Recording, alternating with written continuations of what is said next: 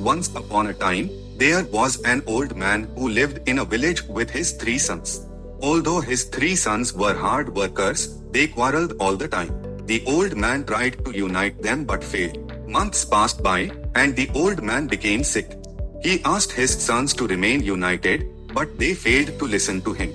At that moment, the old man decided to teach them a lesson, to forget their differences and come together in unity.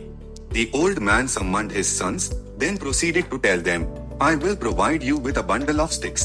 Separate each stick and then break each into 2.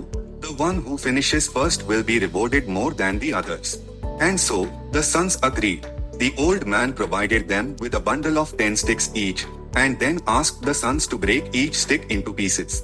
The sons broke the sticks within minutes, then proceeded to quarrel among themselves again. The old man said, "My dear sons, the game is not yet over. I will now give you another bundle of sticks. Only this time you will have to break them together as a bundle, not separately." The sons readily agreed and then tried to break the bundle. Despite trying their best, they could not break the sticks. The sons told their father of their failure.